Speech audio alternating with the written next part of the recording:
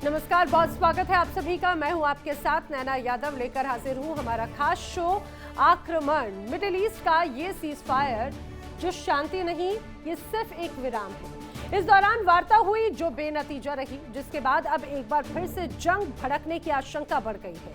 और इस बीच अमेरिका ने भी ईरान के खिलाफ कड़े प्रतिबंध लगाने का ऐलान कर दिया। अब ऐसे में जो तस्वीरें सामने आ रही हैं, वो तस्वीरें मिडिल ईस्ट के इस तनाव को और भड़काती हैं, डराती हैं पूरी दुनिया को। देखिए पहली तस्वीर, 28 फरवरी को शुरू हुई अमेरिका और ईरान की जंग में अब तक हॉर्मुज एक अहम मुद्दा रहा। ईरान ने हॉर्मुज पर शिकंजा कसकर दुनिया को झुकाने का प्रयास किया। कई देशों में तेल के लिए हाहाकार मच गया, तो कई देशों में तेल की कीमतें बेतहाशा बढ़ गई। जंग में ईरान को हॉर्मुज के रूप में आय का एक बड़ा साधन भी मिल गया। ईरान ने जहाजों से टोल वसूलने की तैयारी की। हालांकि युद्ध के बीच सीजफायर भी हुआ और वार्ता विफल भी हो गई, जिसके बाद में अमेरिका ने हॉर्मुज ब्लॉक करने की धमकी दी।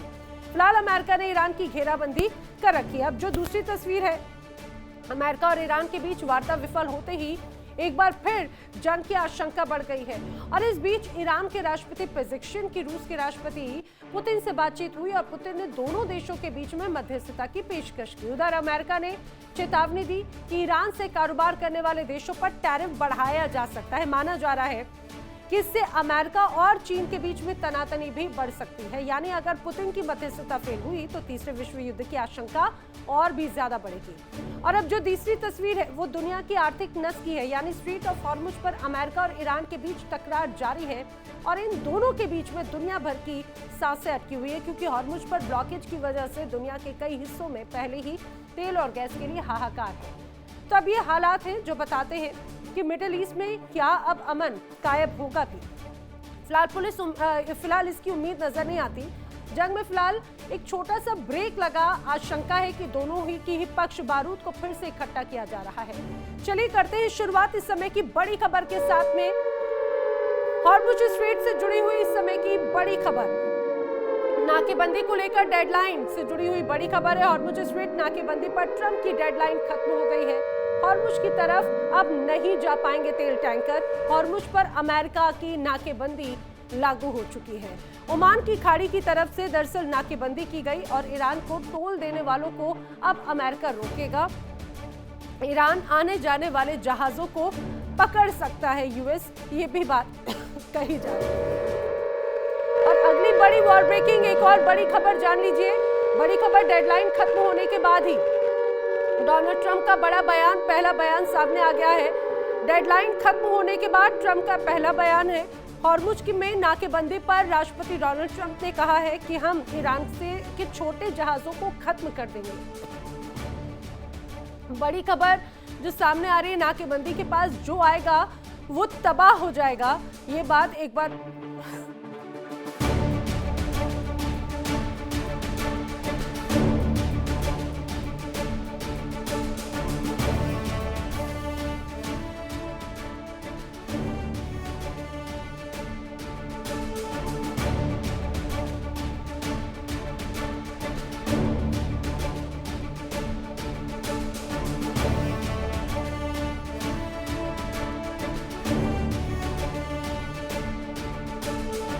खत्म होने के बाद डोनाल्ड ट्रंप का पहला बयान सामने आ चुका है। हॉर्मुज में नाकेबंदी पर डोनाल्ड ट्रंप का बड़ा बयान है। डोनाल्ड ट्रंप क्या कह रहे हैं? डोनाल्ड ट्रंप कह रहे हैं कि हम ईरान के छोटे जहाजों को भी खत्म कर देंगे।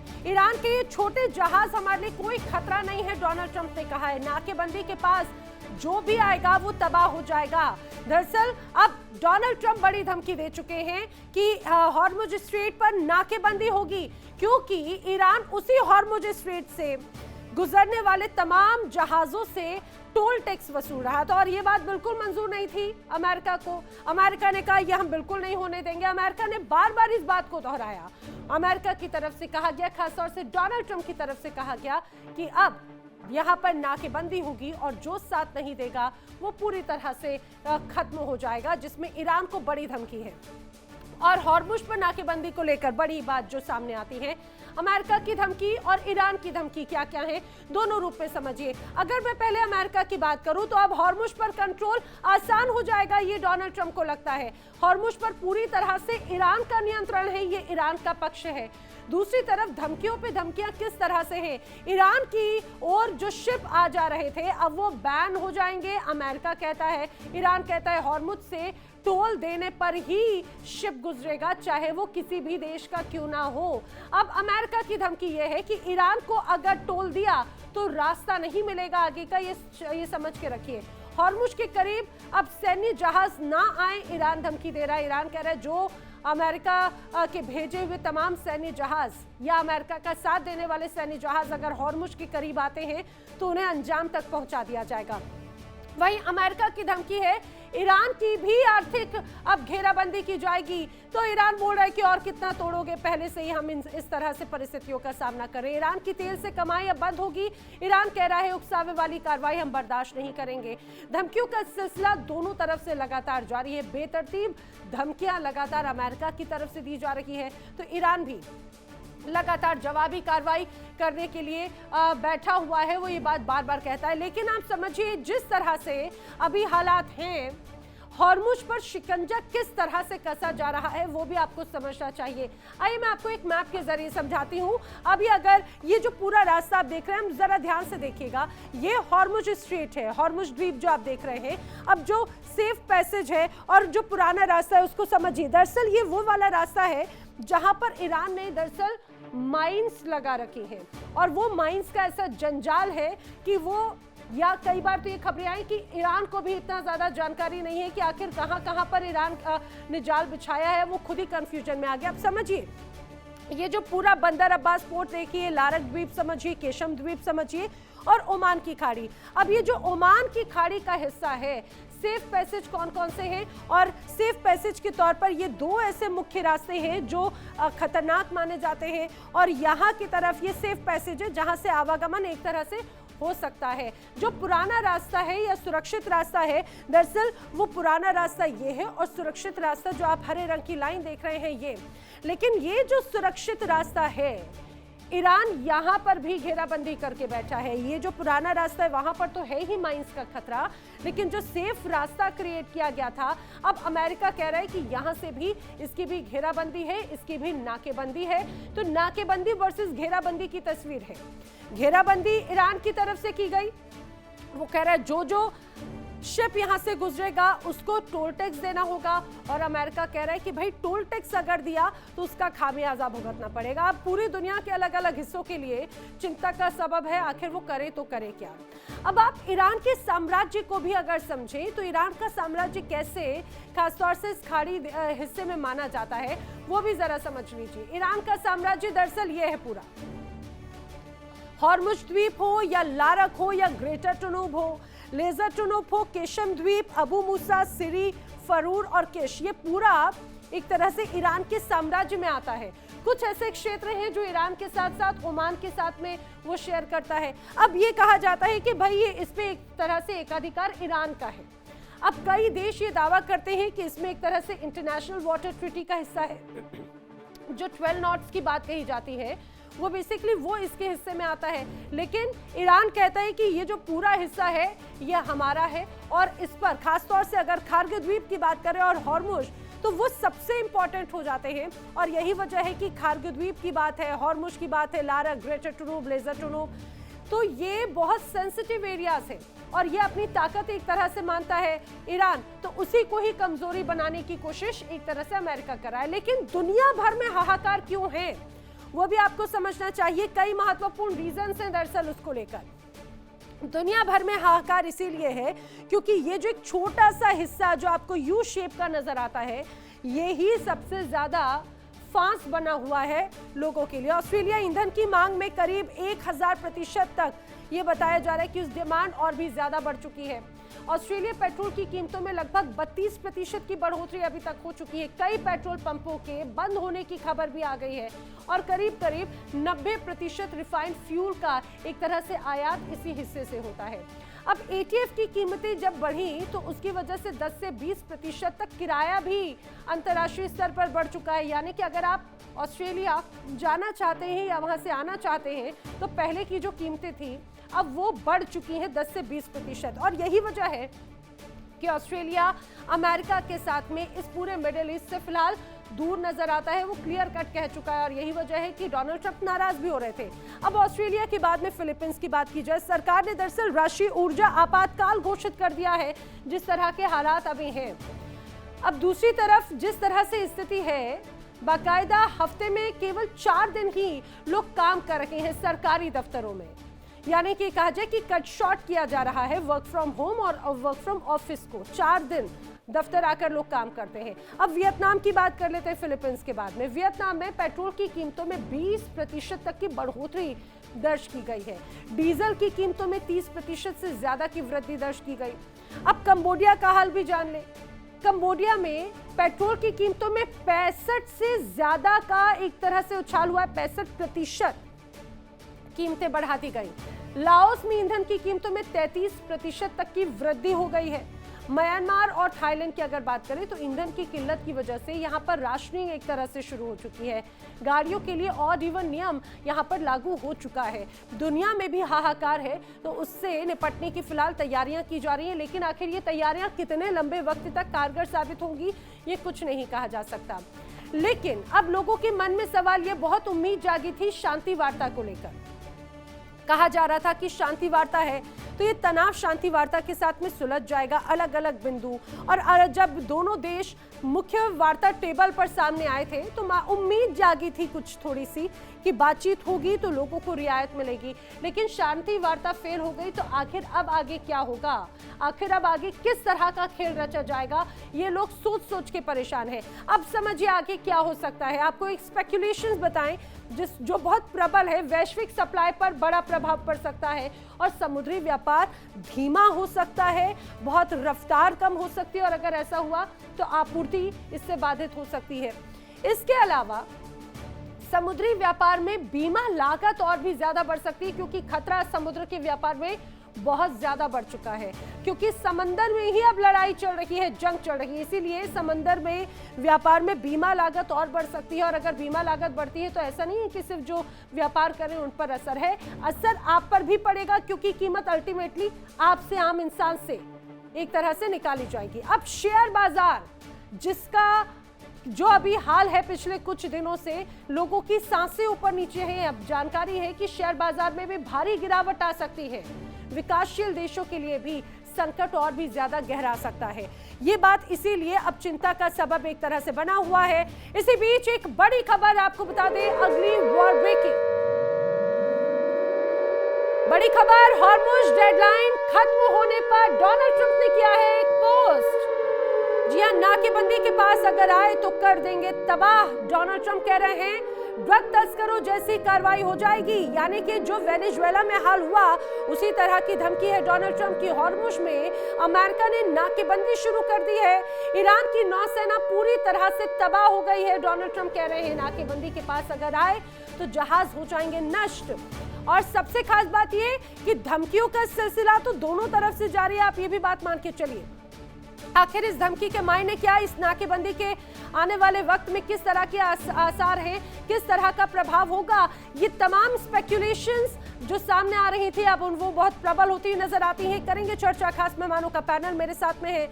रक्षा विशेषज्ञ रिटायर्ड मेजर जनरल अनुज माथुर जी कनेक्ट हो रहे हैं मेरे साथ। ईरानी मामलों की जानकार मोहम्मद हुसैन सूरतवाला जी कनेक्ट हो रहे हैं मेरे साथ। अमेरिका से डोनाल्ड ट्रंप समर्थक परमीत मकोड़े जी कनेक्ट हो रहे हैं। पश्चिम Asia expert professor AK Pasha ji मेरे साथ कनेक्ट हो रहे हैं और रक्षा विशेषज्ञ रिटायर्ड ब्रिगेडियर शरदेंदु जी भी मेरे साथ में कनेक्ट हो रहे हैं। आप सभी का इस पूरी चर्चा में बहुत स्वागत है। पाशा जी, सबसे पहले शुरुआत में आप ही से करना चाह रही हूँ, जिस तरह के अभी हालात नजर आ रहे हैं, डोनाल्ड ट्रंप जो बड़ी धमकियां दे रहे हैं, तो ये क्या तस्वीर बनती हुई नजर आती है? नाकेबंदी वर्सेस आर्थिक बंदी नजर आ रही है अब तो। देखिए, ये प्रेसिडेंट ट्रंप की पॉलिसी जो है जिगजैग जो अंग्रेजी में बोलते हैं, पहले उन्होंने नेटो के साथियों से आग्रह किया था कि आप मदद करिए।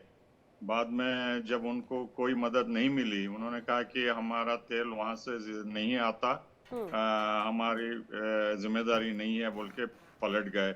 उसके बाद अब नाकाबंदी करे हैं और ईरान को धमकी दिए हैं।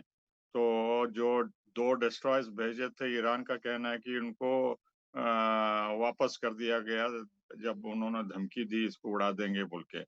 तो ये जो है अकेले कर रहे हैं, कोई इनके साथ देश साथ नहीं दे रहा है, चाहे वो बर्तानिया हो या नाटो देश हो या ऑस्ट्रेलिया हो या कोई भी हो। तो ये कितने दिन तक नाकाबंदी करते हैं, इसमें 2 चीजें हैं। एक तो उन्होंने कहा कि जो भी टोल देता है, चुंगी देता है, उन जहाज़ों को निशाना बनाएंगे। और दूसरी बात यह है कि जो भी ईरानी बंदरगाह से तेल या जो भी चीजें लेके आते हैं, उनको भी निशाना बनाया जाएगा बोल के। जी सेंट्रल जी कमांड के दोहा में जो हेडक्वार्टर है, उन्होंने कहा कि सिर्फ हम ईरानी जहाज को जो बंदरगाह से निकलते हैं, उनको आने जाने नहीं देंगे, लेकिन दूसरे जहाज जो इराक या जीसीसी कंट्रीज से जो भी तेल या दूसरे चीजें लेके जाते हैं, उनको हम क्या भी कुछ भी नहीं करेंगे बोल के, जाने दिया जाएगा बोल के। लेकिन जो जिस बात तरह से यह अभी है, आने मैं जाने ये की जो कहना बातें चाहता हूँ जी कि ईरान जो है इस पूरे इलाके के पास इलाके में जो अपनी आर्टिलरी रखी है, माइंस भी रखी है, और कुछ देर तक देखेंगे, बाद में वो दोबारा हमला करेंगे जो भी शिप नाकाबंदी करने के लिए अमेरिका से भेजी जाएगी। तो ये बहुत देर तक अपने आप वो नाकाबंदी जारी नहीं रख सकते। तो ये सिर्फ दबाव डालना चाहते हैं ईरान के ऊपर, ताकि वो जो चुंगी का थ्रेट किए हैं उसको खत्म करके सभी जहाजों को 28 फरवरी से जो स्टेटस होता उसमें जाने के लिए वो ठीक है। लेकिन सर जिस तरह से लगातार डोनाल्ड ट्रंप दबाव दे रहे हैं या फिर सोशल मीडिया पर पोस्ट कर रहे हैं, सिर्फ दबाव की ही बात है। मैं जल्दी से क्विक रिएक्शन एक सबसे ले लेती हूँ। ब्रिगेडियर शरदिंदु जी, क्या ये सिर्फ दबाव बनाने का तरीका है मात्र, या फिर वाकई में डोनाल्ड ट्रंप के मंसूबे, अमेरिका के मंसूबे इस बार कुछ ज्यादा घातक नजर आ रहे हैं? सर देखिए, कहीं ना कहीं अमेरिका ये जो नाकामयाब हुई है पीस टॉक ईरान के साथ, उससे कहीं ना कहीं अपने आप को आइसोलेटेड महसूस कर रहा था, और उसने एक दबाव को और बढ़ाने के लिए ये ब्लॉकेड लगाया। अब तो ये ब्लॉकेड भी इफेक्टिव भी हो रखा है। देखना पड़ेगा कि जो वहां से कॉमर्शियल शिप निकलते हैं उनको वो कहाँ डाइवर्ट करते हैं, कैसे उसके ऊपर एक्शन लेते हैं, किस तरीके का उनका डाइवर्जन होगा, ये सारी चीजें देखने वाली। क्या आप उसके ऊपर फायर करेंगे, क्या उसको आप एस्कॉर्ट करके दूसरे तरफ ले जाएंगे, क्या उसको अप्रहेंड करेंगे, किस तरीके से आप एक्शन करते हैं। देखिए, पूरे विश्व में अमेरिका अलग पड़ा, इसमें कोई दो राय नहीं, ये एक्शन वारंटेड नहीं था। आप इस तरीके के स्ट्रॉन्ग व्यूज के साथ आप एक तो स्ट्रेट ऑफ हॉर्मुज को खुलवाने में असमर्थ हैं। आपके दो जंगी बेड़े, दो एयरक्राफ्ट कैरियर वहां पे लगे हुए हैं, लेकिन खुलवा नहीं पाए। अब आप ब्लॉकेड लगाने की कोशिश करते हैं, और ऐसे इलाके में जो कि बहुत बड़ा वाइड इलाका है, आप उसके ऊपर फायर कर सकते हैं, तमाम तरीके के डैमेज कर सकते हैं। और ये सारे कॉमर्शियल शिप हैं, कोई जंगी बेड़े हैं नहीं कि आपके फायर का जवाब देंगे। तो आप तो किसी भी वेपन से उसको कंट्रोल कर सकते थे। आपको एक मैसेजिंग करना है, उसको आपने अपने जो स्पीड बोट हैं, जो छोटे छोटे आपके एयरक्राफ्ट कैरियर के साथ जाते हैं, उसको आपने उनको एस्कॉर्ट करके एक तरीके से डाइवर्ट करना है, या फिर उनको अप्रहेंड करना है। तो ये बड़ा आसान सा ऑपरेशन होता है, इसमें कोई बहुत टैक्टिक्स की जरूरत नहीं है। लेकिन देखिए, अमेरिका इसमें अलग पड़ता हुआ दिख रहा है। यूके ने भी इसकी खिलाफत की, यूरोपियन यूनियन ने भी खिलाफत की, और तमाम देश इसके खिलाफत कर रहे हैं। ये सलूशन नहीं है। एक तो ईरान में ऐसी ही तमाम चीजों का क्राइसिस है, अगर आप ये ब्लॉकेड लगा देंगे तो कोई शिप निकलेगा नहीं, कोई रसद उनके पास नहीं जाएगी, मेडिसिन नहीं जाएगी, लाइफ सेविंग ड्रग्स नहीं जाएंगी। और ईरान को वो चाहते हैं कि इस तरीके से इकोनॉमिक और इस ब्लॉकेड के साथ और सफोकेट कर दिया जाए, लेकिन ऐसा होता हुआ नहीं दिख रहा, क्योंकि विश्व में इसकी खिलाफत हो रही है। ये एक्शन जो है वारंटेड नहीं है, क्योंकि ये इंटरनेशनल लॉ का वायलेशन है। जो यूनाइटेड नेशन का जो कन्वेंशन है, यूएन क्लॉज, उसके अगेंस्ट है। इंटरनेशनल वाटर में आप इस तरीके से ब्लॉकेड नहीं लगा सकते, इसी की सारे लोग खिलाफत करते हैं। और इसीलिए ईरान ने जब बोला कि वो टोल कलेक्ट करेगा स्ट्रेट ऑफ हॉर्मुज से, तो उसकी भी खिलाफत हुई थी, क्योंकि वो भी इंटरनेशनल वाटर था। वो कहता जरूर था कि ये टेरिटोरियल तो मजबूरी में ही सही, लेकिन उसको स्वीकार करना एक तरह से मजबूरी बन गया ना, क्योंकि लोगों को अपने इतने महीनों से या इतने कई दिनों से जो एक तरह से उनके शिप फंसे हुए थे, जहाज फंसे हुए थे, तो वो तो ऐसा लगता है करो या मरो वाली बात थी। मैं इसको कंटिन्यू रखूं, लेकिन उसके पहले जल्दी से एक बड़ी खबर भी अपने दर्शकों को बता दूं। नाकेबंदी को लेकर बयानों का सिलसिला जारी है। डोनाल्ड ट्रंप ने धमकी दी तो आईआरजीसी ने भी पलटवार किया है। ट्रंप की नाकेबंदी पर आईआरजीसी का बयान है, नाकेबंदी के बाद हॉर्मुज खुला रहेगा। आपकी चाहे कितनी कोशिश क्यों ना कर लो, नाकेबंदी से कोई फर्क नहीं पड़ने वाला, ये IRGC की तरफ से कहा जा रहा है। और ये मान के चलिए डोनाल्ड ट्रंप ने इसके पहले कहा नाकेबंदी के नजदीक जो आएगा वो ध्वस्त हो जाएगा, भस्म हो जाएगा, खत्म हो जाएगा। बार बार बड़ा दावा डोनाल्ड ट्रंप कर रहे थे कि IRGC खत्म हो चुकी है, ईरान की नौसेना खत्म हो चुकी है। ये अपने आप में बड़ी जिम्मेदारी अब अमेरिका को निभानी है। लेकिन देखिए IRGC ने कर दिया है सीधे सीधे पलटवार। क्विक रिएक्शन में माथुर सर का लेना चाह रही हूँ। माथुर सर, जल्दी से मुझे इस बात को समझाइए, आखिर इस बयान के कोई मायने नजर आ रहे हैं क्या? डोनाल्ड ट्रंप कहते हैं जो पास आएगा खत्म, IRGC कह रहे हैं कोई नाकेबंदी नहीं है। नैना, जय हिंद। देखिए, मैं आपको एक बात बताता हूँ कि इस प्रकार की नाकेबंदी से इसका बहुत, ये थोड़ा सा मैं आपसे भिन्न मत रखता हूँ, इसका असर पड़ता है। अच्छा। आप देखेंगे कि जिस प्रकार की जो जो जो भूगोल आपको नजर आ रहा है, जो उसका स्ट्रेट ऑफ हॉर्मुज के बिल्कुल बाहर का जो इलाका है, उसमें अगर आप 5-6 जंगी बेड़े लगा देंगे, तो आप शिफ्ट लगा देंगे, तो वहां से किसी का आना जाना मुश्किल हो जाएगा। क्योंकि ये जरूरी नहीं है कि आप हर किलोमीटर पे या हर 500 मीटर पे एक जहाज खड़ा करना पड़ेगा आपको वहां पर। देखिए, मैं आपको एक बात बताता हूं कि 2 wrongs don't make 1 right, ये बिल्कुल क्लियर है। लेकिन फिर भी एक चीज समझने की है कि शुरुआत कहां से हुई। देखिए, जो स्ट्रेट ऑफ हॉर्मुज है वो किसी एक देश की प्रॉपर्टी नहीं है। स्ट्रेट ऑफ हॉर्मुज एक स्वतंत्र अंतरराष्ट्रीय जल मार्ग है, कोई उसको कब्जे में नहीं कर सकता, पहली बात। दूसरी बात, जब भी आपके टेरिटोरियल वाटर्स की लिमिट आपने ठेका 12 नॉटिकल माइल्स होती है, लेकिन अगर जो दोनों देशों के बीच में 12 नॉटिकल माइल्स से 24 नॉटिकल माइल्स से कम अगर स्थान बचा हुआ है, तो उसको आधा किया जाता है, उसके बीच में से उसका डिस्ट्रीब्यूशन होता है। अब अमेरिका जो क्या करने का प्रयास कर रहा है कि वो कह रहा है कि जो ओमानी पानी है, ओमानी वाटर्स हैं, वहां पर मैं खोलूंगा। जो आपने दिखाया था व्हाइट कलर से रूट, जो ओरिजिनल एक्चुअली रूट है, वो ओमानी पानी उस पानी से निकलता है, और शॉर्ट रूट भी है, तो उसको खोलने का वो प्रयास करेंगे। जो ईरान ने किया था कि ऐसे टेरिटोरियल वाटर्स ऑफ ओमान में जाकर के आपने माइंस लगा दिए, वो भी अंतरराष्ट्रीय नियमों के खिलाफ है। तो ये पूरा जो सिस्टम है, वो कहीं ना कहीं इसको दूसरे तरीके से देखने की आवश्यकता है। लेकिन मैं आपको इतना बता सकता हूं कि इतने सारे अगर वॉरशिप्स वहां पर हैं, तो इस प्रकार के इस ब्लॉकेड को इफेक्टिव किया जा सकता है। आधा मिनट और दीजिए, मैं आपको बताऊं नुकसान ईरान का कितना होगा। ईरान का नुकसान लगभग मैं फिगर्स आपको दे सकता हूं, लगभग $300 मिलियन पर डे, क्योंकि उनका सारा कुछ बंद हो जाएगा। अभी क्या है कि ईरान का कंट्रोल है, कौन सा जहाज आ रहा है, कौन सा जहाज नहीं आ रहा है। किस देश को इम्पैक्ट होगा इतना बड़ा सा, किसे होगा? मैंने मिस किया शायद। ईरान को। अच्छा, देखिए, मैं आपको एक बात बताऊं कि जितने बाकी दुनिया इससे प्रभावित होगी, उतने उससे कहीं ज्यादा ईरान प्रभावित होगा। 90% ईरान का ट्रेड इसी स्ट्रेट ऑफ हॉर्मुज के वेस्ट में है। टाबरार एक पोर्ट है जहां से बहुत ज्यादा ट्रेड इनका होता नहीं है। तो ये तमाम चीजों को अगर वहां से आप किसी प्रकार से ईरान आने जाने वाले जहाजों को कैसे भी ब्लॉक कर देंगे, तो बहुत ज्यादा नुकसान ईरान का होगा। ईरान की अर्थव्यवस्था वैसे ही बहुत ज्यादा अच्छी नहीं है। आज आप देखें, जो $1 का 42,000 रियाल था इस वर्ष, पिछले वर्ष के अंत में, वो आज 13.5 लाख रियाल में $1 की कीमत आ रही है। तो उसके बाद अगर इस प्रकार का दबाव उनके ऊपर पड़ा, और किसी तरह से अमेरिका इसके गलत है, मैं सही नहीं कह रहा हूं, लेकिन मैं आपको फैक्ट बता रहा हूं नैना, कि अगर इसको बंद कर दिया गया, तो जितना नुकसान आर्थिक रूप से ईरान को होगा, वो बहुत ज्यादा होगा, और इसका कुछ ना कुछ हमें सोचना पड़ेगा। उसके अलावा 4 देश और हैं जो पूरी तरह से इस स्ट्रेट ऑफ हॉर्मुज पर निर्भर है। बहरीन, कतार,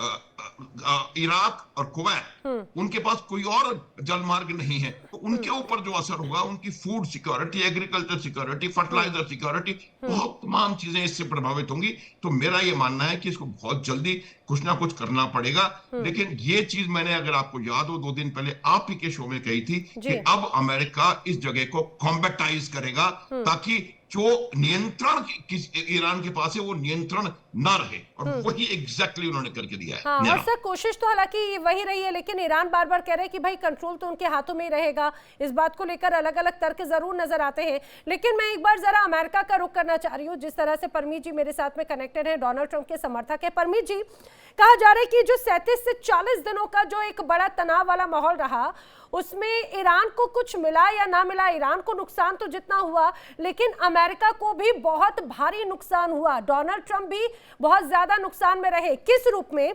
आर्थिक तो 42 बिलियन से ज्यादा, $42 बिलियन से ज्यादा का नुकसान तो झेला ही। बड़े स्तर पर दुनिया में ये थू-थू भी होने लगी कि अमेरिका जो बड़े दावे कर रहा था ऐसा कुछ भी नहीं हुआ। इन सारी परिस्थितियों को लेकर क्या अभी भी डोनाल्ड ट्रंप उसी राग पे चल रहे हैं? उनके पास में खोने के लिए क्या नजर आ रहा है या पाने के लिए क्या नजर आता है?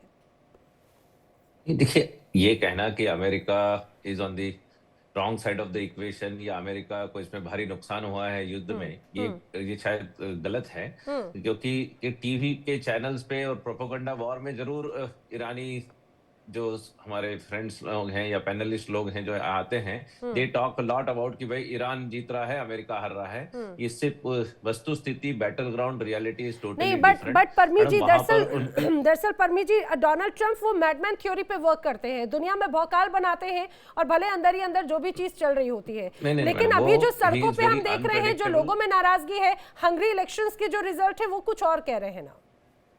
मैडम देखिए, he is unpredictable, he is unconventional, तो उनको मैडमैन कहना, ये कहना, ये आपका बहुत ही गलत क्लासिफिकेशन है। ना, आप मेरी बात को गलत में मैडमैन थ्योरी का जिक्र कर रही हूँ सर। ना प्लीज मैं आपको बता दूं, अगर आप गलत समझ रहे हो, मैं मैडमैन थ्योरी का जिक्र कर रही हूँ, मैंने डोनाल्ड ट्रंप को मैडमैन नहीं कहा।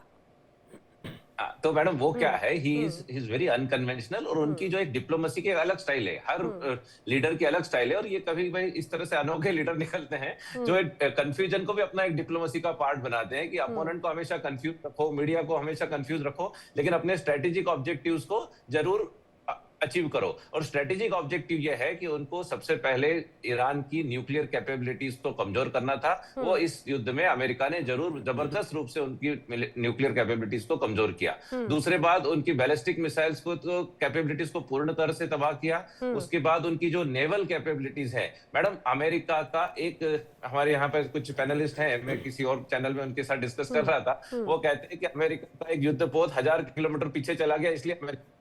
अरे आपके यहाँ के 150 नेवल वेसल्स हमने तबाह कर दिए और हमारा एक युद्धपोत 1000 किलोमीटर पीछे चला गया, ये अमेरिका के 8 घंटे में फिर वो आपकी सही जगह पर आ जाएगा। अब now coming to the current issue कि अमेरिका ने ईरान पोर्ट से जितने भी अब शिप्स निकलेंगे सबको ब्लॉक कर दिया है, सबको ब्लॉकेड करके मना कर दिया कि there will be either all will go और नन विल गो। ये इसलिए किया मैडम क्योंकि ईरान ने बड़ी चालाकी से, ईरान वाज ओनली अलाउइंग दो ships which were of their allies, कि आप चाइना के जहाज जाने दे रहे थे, रशिया के जहाज जाने दे रहे थे, पाकिस्तान के जहाज जाने दे रहे थे, और केवल आपके जो मित्र लोग हैं जो आपको सहयोग किसी न किसी रूप से कर रहे हैं उनके जहाज जा रहे थे, और अमेरिका के अलाइज के सबके जहाज आपने रोक के रखे थे। तो ये तो चलेगा नहीं। America is having military upper hand totally in this war, और 40 दिनों में अमेरिका ने सिद्ध कर दिया है कि उसका एयर डोमिनेंस है, नेवल डोमिनेंस है, मिलिट्री डोमिनेंस है, और उसलिए अब द प्रेशर अब ईरान के ऊपर आएगा। लेकिन अच्छा ठीक है परमीत जी, लेकिन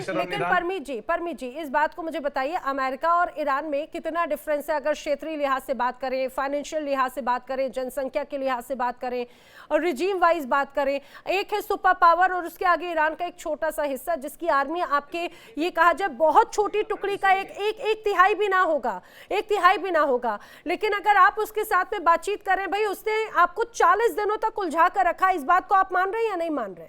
नहीं मैडम, कई युद्ध महीनों तक चलते हैं, सालों तक चलते हैं, और America is a responsible military.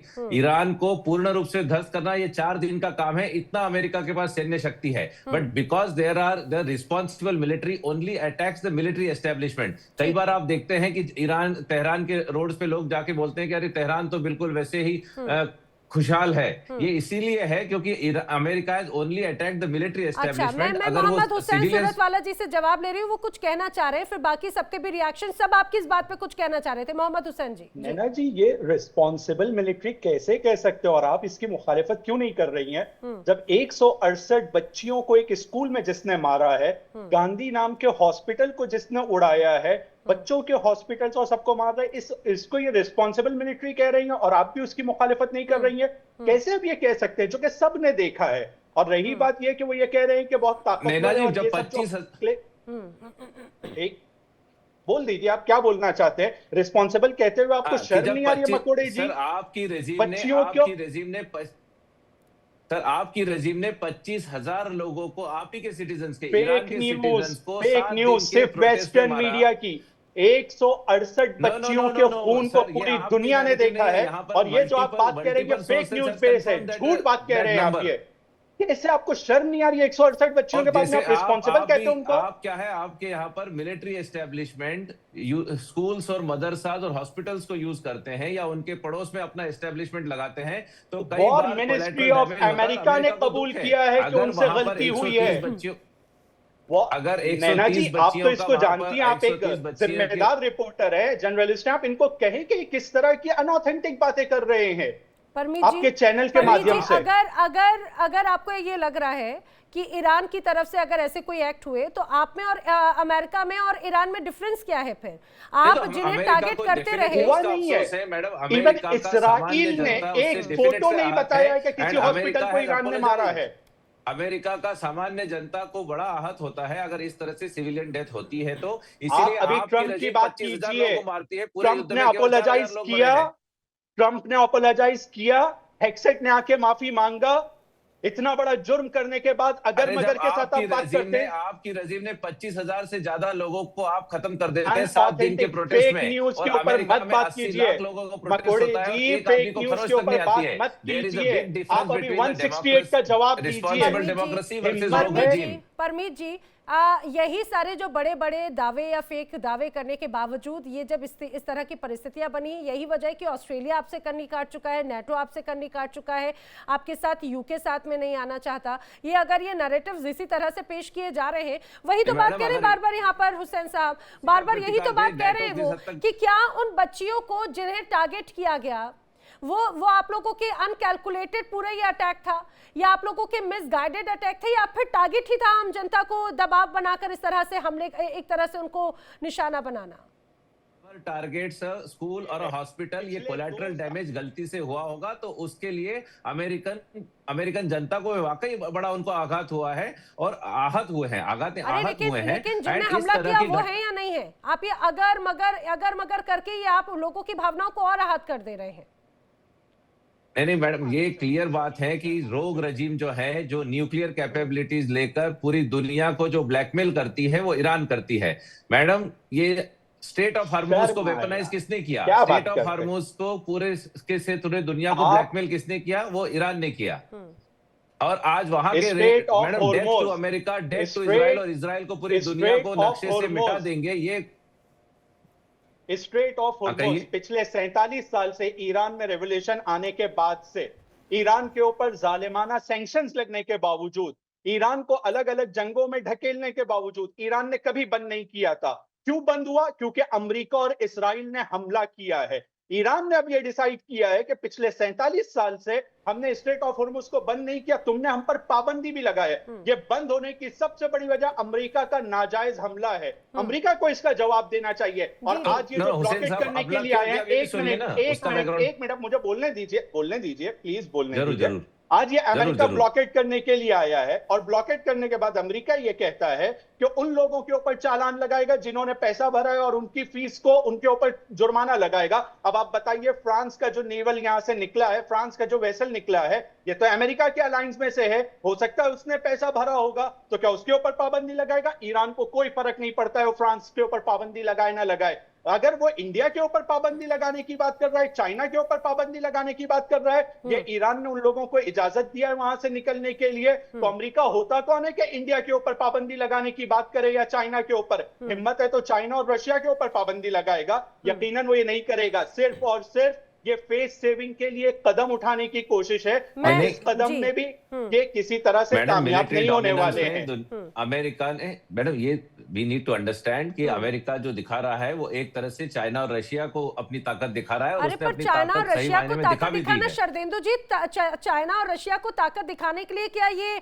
कत्लेआम मचाना शुरू कर दिया जाएगा? कभी वेनेजुएला, कभी ईरान, ये क्या कॉन्सेप्ट है डोनाल्ड ट्रंप का? वो तो कहते थे नो मोर फॉरएवर वॉर्स, ये नारा दिया गया था और पूरी दुनिया को वॉर में ढकेल दिया। America first, America's interest first, and it is a fight of dominance between China and America. So China and its allies on one side, America and allies on other side. China बड़े छद्म रूप से साम दाम दंड भेद से America के डोमिनेंस को कमजोर कर रहा था, वो अमेरिका को कभी स्वीकार नहीं होगा।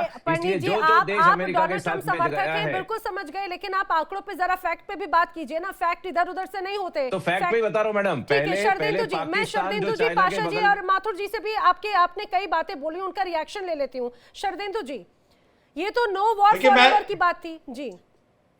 देखिए, 1 to 1 जब बात करते हैं तो कई ऐसे मुद्दे आते हैं जिसमें सबके अपने पॉइंट ऑफ व्यू होते हैं। देखिए, जब आप किसी के समर्थक होके चीजों को एनालाइज करेंगे तो आप एनालिसिस सही नहीं कर सकते। देखिए, पहला हमला अमेरिका नहीं किया था, ईरान नहीं किया था। ईरान देखिए ओमान के साथ जेनेवा में जो बात हो रही थी बड़े एडवांस स्टेज की आ गई थी। क्या जरूरत थी 28 फरवरी को हमले करने की? और देखिए जो भी युद्ध में हुआ उसके बाद जिस तरीके से युद्ध ने टर्न लिया है, पूरा विश्व की जो कंट्रीज हैं वो सारे के सारे अमेरिका का साथ छोड़ के ईरान या न्यूट्रल स्थिति में आते जा रहे हैं, क्योंकि अमेरिका एक बहुत बड़ी मिलिट्री पावर है, इकोनॉमिक पावर है, और अमेरिका वही युद्ध में कूदता है जहां पे उसकी मिलिट्री और इकोनॉमिक सुप्रीमेसी हो। वो रशिया के साथ युद्ध में नहीं इंडल्ज होना चाहता, वो चाइना के साथ नहीं इंडल्ज होना चाहता, इवन नॉर्थ कोरिया के साथ, क्योंकि नॉर्थ कोरिया में एक अलग किस्म का शासक है, वो आपको अच्छा सबक सिखा सकता है। तो आपने ईरान को कमजोर समझा, यही आपकी गलती हुई और आपने स्ट्राइक और आप बुरी तरीके से फंस गए, क्योंकि ईरान ने अपने छोटे छोटे टुकड़ियों में जिस तरीके से IRGC और ईरानियन आर्मी को संगठित किया और 28 फरवरी के 4-5 दिन के बाद जिस तरीके से युद्ध में वापसी की, अमेरिका उसको नहीं पर।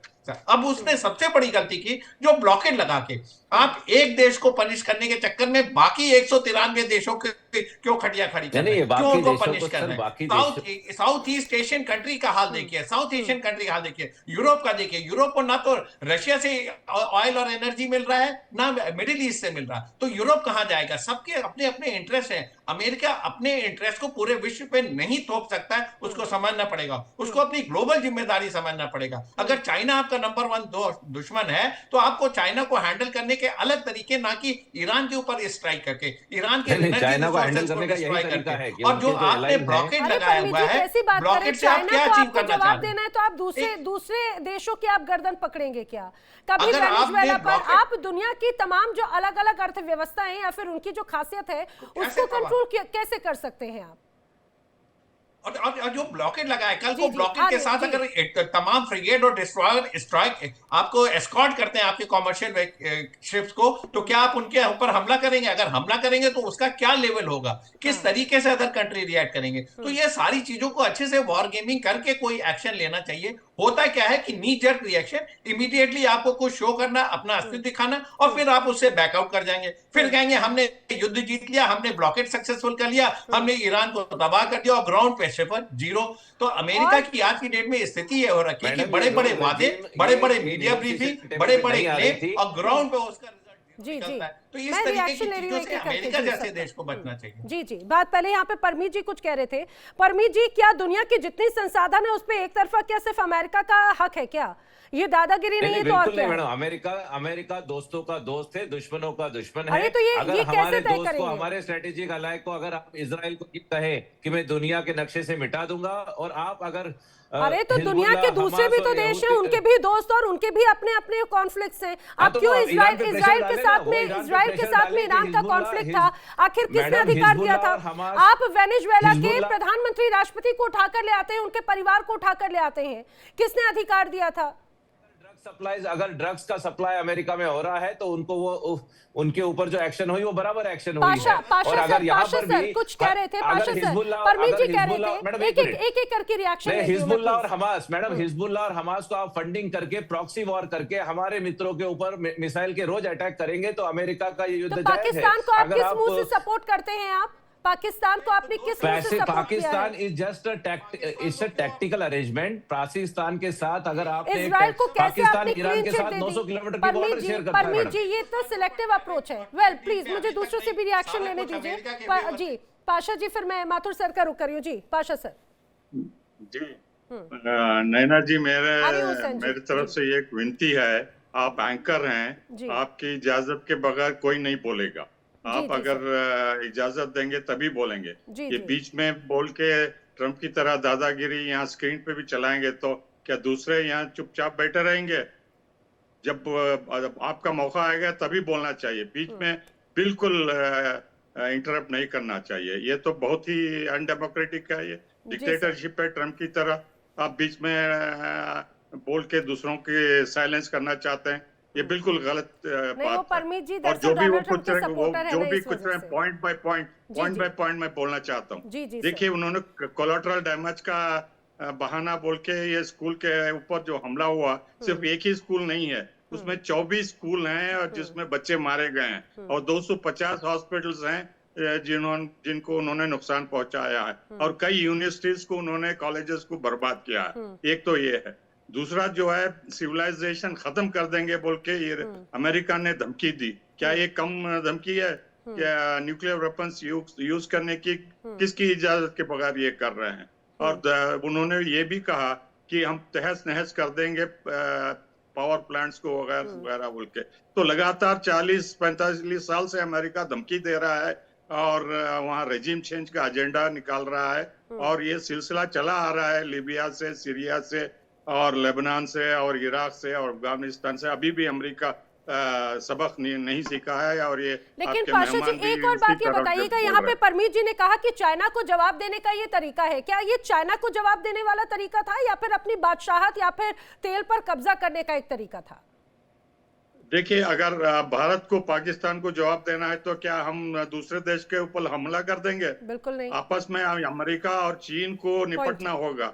दूसरों को क्यों बर्बाद करना चाहते हैं? दूसरों का तेल क्यों हड़पना चाहते हैं? और दूसरे मुल्क के बच्चों को क्यों मारना चाहते हैं? ये बिल्कुल गलत है। जी, जी। आप सीरियल नंबर से जो ऑर्डर में पहले बुलाए थे उसी तरह से बुलाइए, बीच में किसी को बोलने मत दीजिए, वरना ये प्रोग्राम आपका कोई नहीं देखेगा। ऐसा मनमानी करके दादागिरी करेंगे तो। बोलिए सर, बोलिए। मैं एक एक करके जा रही हूँ, आप अपनी बात पूरी कीजिएगा। जी ठीक है, लेकिन जिस तरह से तमाम फेस सेविंग की बात की जा रही है, मैं यहाँ पर अनुज माथुर सर और फिर हुसैन जी का भी रुक कर रही हूँ। लेकिन अनुज माथुर जी, एक बात जो बार बार कही जा रही थी, डोनाल्ड ट्रंप का कुछ देर पहले पोस्ट आया, उन्होंने कहा वही हाल होगा जो कि ड्रग कार्टेल्स का हुआ, ड्रग तस्करों का हुआ, यानी कि वेनेजुएला जैसी धमकी दे रहे हैं। क्या पहले तो आयतुल्लाह अली खामनेई को एक तरह से उनकी हत्या कर दी गई, मर्डर कर दिया गया, अब क्या वहां पर भी इसी तरह से जबरदस्ती बूट ऑन ग्राउंड या फिर हड़पने की कोशिश होगी? अब ये देखिए ना, जो वेनेजुएला में किया था वो तो उन्होंने 28 तारीख को ही हासिल कर लिया था। उन्होंने पूरी हायरार्की ईरान की खत्म कर दी, आयतुल्लाह खामनेई से लेकर के और नीचे तक उनके आर्मी चीफ, नेवल चीफ सब खत्म कर दिए। देखिए, बहुत ज्यादा नुकसान हो चुका है ईरान को। पहली बात, मैं अब आपको मैं कुछ भी कहने से पहले एक बात बताऊंगा, 2 wrongs don't make a right। दोनों गलत हैं, लेकिन मेरा ये मानना है कि आप जो दशकों का, 47 वर्षों का इतिहास उठा लें आप ईरान का, ये ईरान वही देश है जिसने सबसे पहले इजराइल को मान्यता दी थी 1950 में, शाह के आने से पहले। शाह आए हैं 53 में, 1950 में ईरान ने मान्यता दी है इजराइल को। और अब वही ईरान कहता है, क्योंकि 1979 में सो कॉल्ड इस्लामिक रेवोल्यूशन हुआ और वो इस्लाम में ये ईरान कहने लग गया कि यहूदियों को और इजराइल को विश्व में रहने का हक नहीं है। ये किसको कौन जस्टिफाई करेगा? और ये जो अभी हो रहा है उसको वो बैकग्राउंड वही है। आपको 1 मिनट प्लीज, आप ही ने कहा था कोई बीच में नहीं बोलेगा, तो आप कृपया मेरे बीच में भी ना बोले। मैं फैक्ट बता रहा हूं आपको, है ना, मैं किसी की तरफ नहीं हूं। ये जो शरदेंदु जी ने कहा था कि अगर आप किसी की तरफ से बोलेंगे तो आप एनालिसिस करेक्ट नहीं कर पाएंगे। वो दशकों का आर्थिक कुप्रबंधन, जो पैसा ईरान के विकास में लगना चाहिए था वो पैसा 13 तंजीमों को पालने में लगाया है इन्होंने, जिनका काम है पश्चिम एशिया में आतंक फैलाना। तो ये जो चीजें पूरी हुई, उसके अलावा जिस प्रकार से अपने खुद के देश में असहमति के हक का हनन और अपनी विचारधारा को थोपने का जो काम हुआ है 47 वर्षों में, वो आप देखिए। मैं उदाहरण सिर्फ एक दूंगा, क्योंकि वो बार बार बताता हूं, मैं 5 बार आपके असेंबली बोल चुका हूं। एक बच्ची जिसने हिजाब गलत पहना हुआ था, उसको आप टॉर्चर करके खत्म कर देते हैं। ये भी, इस चीज को भी सोचने की आवश्यकता है। अगेन, उसके बाद जो 7 अक्टूबर को हुआ, हमास ने किया, वो भी आप ध्यान रखिए, वो भी कहीं ना कहीं बैकग्राउंड में है। अगर आप ये 168 बच्चियों की बात करते हैं, मैं जस्टिफाई नहीं कर रहा हूं, बिल्कुल गलत हुआ। इसके लिए अमेरिका को उनको समझना चाहिए कि ये गलत हुआ। लेकिन वो जो 1250 मारे गए, और उसके बाद उन बच्चों के साथ, उन लेडीज के साथ जो बर्बरता हुई, आपने 6-6 महीनों के बच्चों को अवंस में बना के डाल दिया। कोई ह्यूमन एक्ट नहीं है ये। वहां से शुरू, तो इतिहास, आपको ये बैकग्राउंड देखना पड़ेगा कि क्यों ये इस प्रकार की बात हो रही है। आप किसी एक देश को, आप जब से हैं तब से यही बात कर रहे हैं, death to America, death to Israel. ये कोई, मुझे लगता है कि इस मानसिकता से बाहर निकलने की जरूरत है आपको। लेकिन अमेरिका का क्या है उद्देश्य, बिल्कुल क्लियर है। अमेरिका, जो ये ईरान है, एक बहुत संसाधन संपन्न क्षेत्र के सेंटर में मौजूद है, तो इसको इसलिए वो चाहता है कि जो कंट्रोल ईरान की भूगोल उनको देती है, वो कंट्रोल हथियार ले। तो ये भी मेरे हिसाब से गलत है, और इसी वजह से अमेरिका, लेकिन ये तो दरअसल यही तो दादागिरी कर रहा है ना अमेरिका पिछले कुछ टाइम से। हुसैन जी, जी हुसैन जी। मैं 2 पॉइंट कहना चाहूंगा। जो मकोड़े जी ने पहले कहा कि ये चाइना की लड़ाई है, चाइना से लड़ने के लिए, ये बिल्कुल गलत बात है। अमेरिकन भी अब सब ये कहते हैं कि ये इसराइल का मोहरा बन के जंग में उतरा है। नेतन्याहू जो बेवकूफी का टोकरा किसी और प्रेसिडेंट के सर के ऊपर अब तक फोड़ नहीं सके थे, इनके अनप्रेडिक्टेबल और अनस्टेबल प्रेसिडेंट के सर पे उन्होंने फोड़ा और उनको खींचकर लेकर आ गए हैं। नेतन्याहू कामयाब हो गए इनको और बेवकूफ बनाने के लिए, और उनसे वो काम कराया जो ना ओबामा से करा पाए, ना बाइडेन से, किसी से नहीं करा पाए। और अभी जो मुझसे पहले माथुर जी, अगर मैं सही नाम ले रहा हूं, कह रहे थे इतिहास की बात देखना चाहिए, और इतिहास, तो मैं, ये इतिहास 7 अक्टूबर से शुरू नहीं होता है माथुर जी। मैं इस बात की तरफ आपको मुतवज्जे कराना चाहूंगा कि 1948 के बाद से जब जमीनों के ऊपर नाजायज कब्जा शुरू हुआ है, लुबनान की जमीन के ऊपर, फिलिस्तीन की जमीन के ऊपर, इंडिया ने भी बहुत सी मर्तबा यह बयान दिया है ऑफिशियली कि इसराइल फिलिस्तीनियों की जमीन पर नाजायज कब्जा कर रहा है।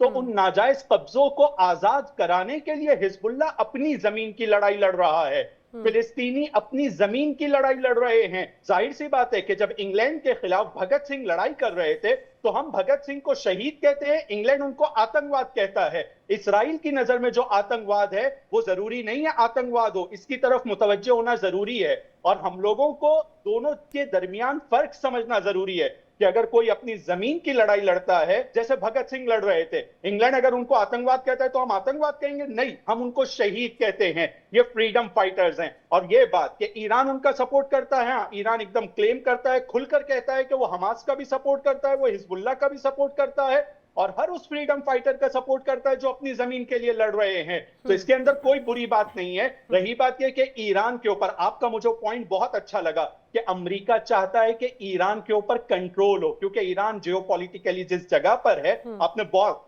और ईरान चूंकि उनके आगे झुक नहीं रहा है, उनके कंट्रोल में नहीं आ रहा है, तो अमेरिका के गले की हड्डी बना है। 40 दिन में अमेरिका के लिए ईरान ने यह साबित कर दिया है कि अगर हमसे टकराओगे हमारा नुकसान होता है। सही कह रहे हैं सब लोग कि नुकसान होता है, लेकिन हम इस नुकसान को अपनी इज्जत के लिए, अपनी डिग्निटी के लिए मुकाबला करेंगे, और अमेरिका का भी बड़ा नुकसान हुआ है। हाँ, लेकिन हुसैन जी वही बात जो आपको यहाँ पर शरदेंदु जी ने या माथुर साहब ने भी बताई कि पिछले, ऐसा नहीं है कि कॉलर या हाथ पूरी तरह से साफ है ईरान के, पिछले काफी लंबे समय से जो एक इतिहास रहा है, कहीं ना कहीं उसी का ही ये पूरा नतीजा है। वेल, परमीत जी कुछ कह रहे हैं आपकी इस बात पे। परमीत जी, जो बात अभी तक अगर ईरान की रही, अमेरिका जो सजा देने वाला ही अगर उसी रूप की सजाएं करेगा और जो हर नियम से खुद को ऊपर मानने लग जाए, तो आप दूसरों को कैसे रोकेंगे? नहीं मैडम, हम जैसे इन्होंने कहा कि Israel is not using America, America दोस्तों का दोस्त है, दुश्मनों का दुश्मन है, और अपनी दोस्ती निभा रहा है। अगर वहां पर इजराइल के अगेंस्ट में इतने ज्यादा मिसाइल्स दागे जा रहे हैं हिजबुल्लाह और हमास के द्वारा, तो इसमें अमेरिका इज लेकिन प्रोटेक्टिंग परमीत जी, इजराइल। जब से डोनाल्ड ट्रंप पिछले जब से सेकंड टर्म में आए हैं, वो तो फ्रेंड्स विद बेनिफिट्स वाले कॉन्सेप्ट पे चलते हैं, जहां से उन्हें फायदा मिलेगा दोस्ती वहां से निभाते हैं, चाहे बात वो आतंकवाद को बढ़ावा देने वाला ही देश क्यों ना हो, चाहे बात हिंदुस्तान जैसे है, जो तमाम बड़े ऐसे देश उनके जो पुराने साथी रहे हैं उनके साथ में रिश्ते बिगाड़ने ही क्यों ना हो। जी आप 30 सेकंड अगर और दें तो मैडम, इजराइल को केवल सिक्योरिटी नहीं देता है अमेरिका, बिकॉज अमेरिका और इजराइल की दोस्ती है, तो Israel also flourishing in innovation, research, technology and business. Same thing अगर आप देखें तो एक छोटा सा मुल्क है ताइवान तो चाइना दबाने की कोशिश कर रहा है, बट बिकॉज ताइवान अमेरिका का दोस्त है इसलिए Taiwan is also economic super power of that region. लेकिन परमीत जी, कनाडा भी तो आपका साथी है, ग्रीनलैंड भी तो साथी है, ऐसे तो तमाम देशों पर आपकी नजरें हैं। जो हाँ।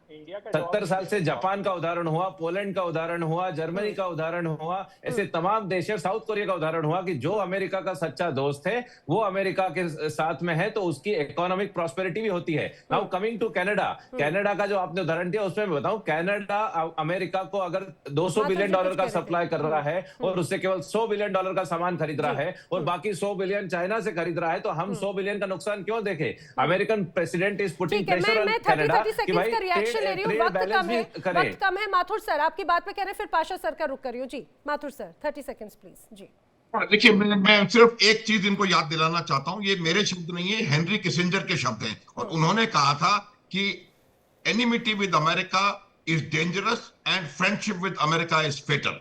You just don't forget that. और ये मेरा मानना है कि जो आप सिर्फ अपने इंटरेस्ट को देखते हैं, जो डबल स्टैंडर्ड्स हैं, आपका रुख पाकिस्तान की तरफ क्या है? मैं आपको बता सकता हूं, हम पाकिस्तान का आतंक को सपोर्ट ईरान से कहीं ज्यादा है। आप आज अमेरिका, क्योंकि उसको पाकिस्तान की जरूरत है, इसलिए उसका रुख जो है पाकिस्तान के खिलाफ की तरफ बहुत डिफरेंट टाइप का है और ईरान की तरफ डिफरेंट है। तो ये जो डबल स्टैंडर्ड्स हैं, मेरा ये मानना है, इसको भी कहीं ना कहीं देखने की जरूरत है। और अगर आप अपने आप को कहते हैं कि मैं आतंकवाद का दुश्मन हूं, तो आपको पाकिस्तान को भी यकीन करना चाहिए। स्टैंडर्ड हो जाता है। बिल्कुल। पाशा सर जी लास्ट रिएक्शन।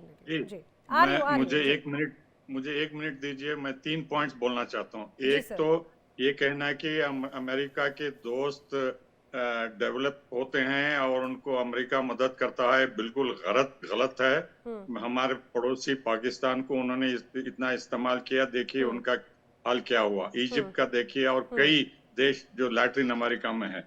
2 चीजें मैं बताना चाहता हूँ। एक तो पिछले साल जून में जब अमेरिका ने हमला किया तो ईरान संजीदगी से बातचीत कर रहा था ओमान के जरिए, तब उन्होंने धोखा देके बमबारी की। इस बार फरवरी में भी बातचीत हो रही थी ओमान के जरिए और इस बार भी धोखा दिए। अब देखिए इस्लामाबाद में जाके बहाने के लिए उन्होंने बातचीत की और जेडी वांस ने जो ईरान प्रपोजल रखा था कि हम न्यूक्लियर बम नहीं बनाएंगे बोल के, उसको ठुकरा के उन्होंने कहा कि 0 एनरिचमेंट, ये नया उनका डिमांड है। इस्लामाबाद में 2 दिन पहले उन्होंने कहा कि 0 एनरिचमेंट और ईरान को एजुकेशनल, मेडिकल और इलेक्ट्रिसिटी के लिए भी एनरिचमेंट का उन्होंने परमिशन देने के लिए तैयार नहीं था। पूरा हमारा एनरिचमेंट को पूरा खत्म करो बोल के डिमांड कर रहे थे। तो अमेरिका के गोल पोस्ट जो है हर बार बदलते रहे हैं। लेकिन सर हर बार बदलते रहे, लेकिन अब मुझे लग रहा है ये वो वक्त है जब पूरी दुनिया समझ रही है। मैं बस 20 सेकंड्स का रिएक्शन ले रही हूँ शरदेंदु जी का, फिर मुझे एंड करना है। जी सर। मैं तो सबसे पहले मोहम्मद हुसैन के एक चीज को मैं बहुत ही वेहेमेंटली ऑब्जेक्ट करता हूं कि उन्होंने शहीद भगत सिंह की शहादत को उन्होंने हमस और हिजबुल्लाह के स्ट्रगल से कंपेयर किया। ये बिल्कुल नाजायज है, गलत है, इसको कोई हिंदुस्तानी एक्सेप्ट नहीं करेगा। वो आजादी की लड़ाई थी और जो इन्होंने 7 अक्टूबर को किया, जो जिस तरीके से हिजबुल्लाह का मोडस ऑपरेंडी है, आजादी की लड़ाई इस तरीके से नहीं लड़ी जाती है। और आपकी जो आजादी की लड़ाई का तरीका अलग है। आपका गाजा पट्टी पे हमस रूल कर रहा था 2005 से लेके आपके 7 अक्टूबर तक। उसके बाद आपने ये घटना दी। आपके स्ट्रगल और हिंदुस्तान के फ्रीडम स्ट्रगल को प्लीज कंपेयर मत कंपेयर नहीं करिए। किया इसलिए जा मैं सकता। बोलना चाहता था कि बिल्कुल। मैं इसको वेहमेंटली ऑब्जेक्ट करता हूं। ये it is not accepted to us, किसी भी हिंदुस्तानी को एक्सेप्टेड बिल्कुल नहीं सर, होगा। और ये आपकी अलग किस्म की लड़ाई है वो आप मान सकते हैं, लेकिन आपका जो मोडस ऑपरेंडी है, चाहे हिजबुल्लाह हो, चाहे हमास हो, चाहे हुती हो, वो कहीं ना कहीं और बिल्कुल शर्मिंदु ऑफ सर, ट्रैक जा रहे हिंदुस्तान हैं, ने जो क्योंकि वो खोया इस है ऐसी आजादी ताकत के नाम पर अपने जिस तरह से, और जो आजादी जिस रूप में पाई है, मुझे लगता है कि वो शायद कोई समझेगा भी नहीं, वो तिनके मात्र भी शायद वहां पर नजर नहीं आता। आजादी की लड़ाई किस रूप में लड़ी जाती है ये हिंदुस्तान के फौलादियों से ही समझी जा सकती है और किसी से नहीं। आप सभी मेरे साथ शामिल हुए, आप सभी का बहुत बहुत शुक्रिया। वक्त इतना ही था, वक्त एक छोटे से ब्रेक का है। इंडिया डेली अब आपके स्मार्ट टीवी पर भी मौजूद है। इंडिया डेली 24/7 अब आप लाइव देख सकते हैं इन सभी प्लेटफॉर्म्स पर। देखिए इंडिया डेली 24/7 अब आपके स्मार्ट टीवी पर। इंडिया डेली मौजूद है सभी डिजिटल प्लेटफॉर्म पर लाइव और लगातार। इंडिया डेली 24/7 हर दिन राष्ट्र को समर्पित।